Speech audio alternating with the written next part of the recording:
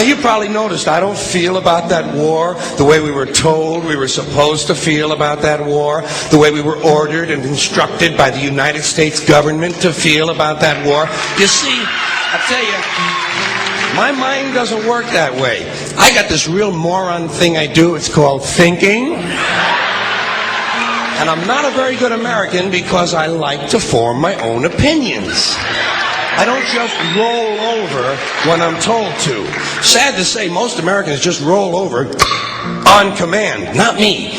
I have certain rules I live by. My first rule, I don't believe anything the government tells me. Nothing. Zero. Nope.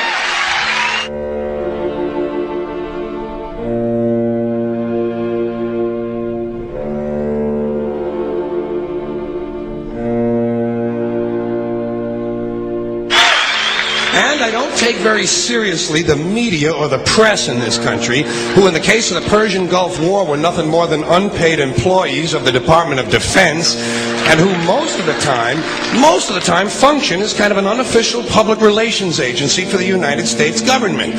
So I don't listen to them. I don't really believe in my country. And I gotta tell you folks, I don't get all choked up about yellow ribbons and American flags.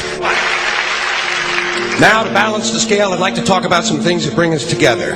Things that point out our similarities instead of our differences. Because that's all you ever hear about in this country is our differences. That's all the media and the politicians are ever talking about, the things that separate us, things that make us different from one another. That's the way the ruling class operates in any society. They try to divide the rest of the people. They keep the lower and the middle classes fighting with each other so that they, the rich, can run off with all the fucking money. Fairly simple thing happens to work. You know, anything different, that's what they're going to talk about. Race, religion, ethnic and national background, jobs, income, education, social status, sexuality, anything you can do, keep us fighting with each other so that they can keep going to the bank.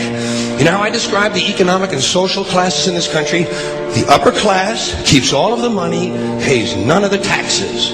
The middle class pays all of the taxes, does all of the work. The poor are there just to scare the shit out of the middle class. Keep them showing up at those jobs. Politicians know that word. They use it on you. Politicians have traditionally hidden behind three things: the flag, the Bible, and children. No child left behind. No child left behind. Oh, really? Well, it wasn't long ago you were talking about giving kids a head start. Head start, left behind? Someone's losing fucking ground here. But there's a reason. There's a reason. There's a reason for this. There's a reason education sucks, and it's the same reason that it will never, ever, ever be fixed. It's never going to get any better. Don't look for it. Be happy with what you got. Because the owners of this country don't want that. I'm talking about the real owners now. The big, the wealthy, the real owners, the big wealthy business interests that control things and make all the important decisions. Forget the politicians. They're irrelevant. The politicians are put there to give you the idea that you have freedom of choice. You don't. You have no choice. You have owners. They own you. They own everything. They own all the important land. They own and control the corporations. They've long since bought and paid for the Senate, the Congress, the state houses, the city halls. They got the judges in their back pockets, and they own all the big all the big media companies. So they control just about all of the news and information you get to hear. They got you by the balls. They spend billions of dollars every year lobbying to get what they want. Well, we know what they want. They want more for themselves and less for everybody else. But I'll tell you what they don't want.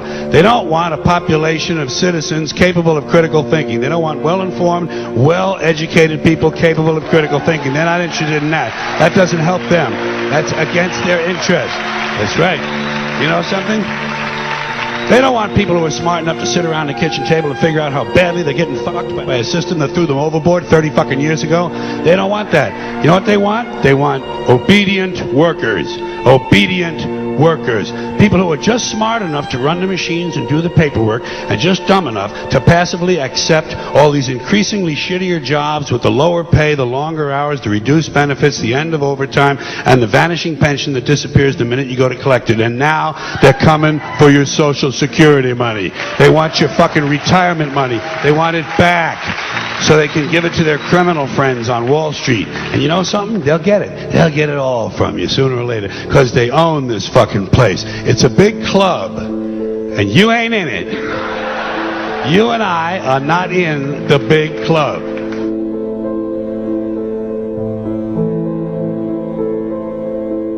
The greatest form of control is where you think you're free when you're being fundamentally manipulated and dictated to. One form of dictatorship is being in a prison cell and you can see the bars and touch them. The other one is sitting in a prison cell but you can't see the bar, you think you're free. What the human race is suffering from is mass hypnosis. We are being hypnotized by people like this. Newsreaders, politicians, teachers, lecturers. We are in a country and in a world that is being run by unbelievably sick people. The chasm between what we're told is going on and what is really going on is absolutely enormous. The greatest hypnotist on planet Earth is a oblong box in the corner of the room. It is constantly telling us what to believe is real. Historically, the control and manipulation of political opinion has been the Freemasons' main weapon in gaining control of countries and states. Once in control of the rulers and politicians of a country, laws and political structures could be changed in accordance with their agenda. However, since restricting the body does not necessarily mean restricting the mind, the Freemason recognizes that their plan for a global government hinges completely on subduing the masses to their agenda, and thus eliminating opposition to their cause.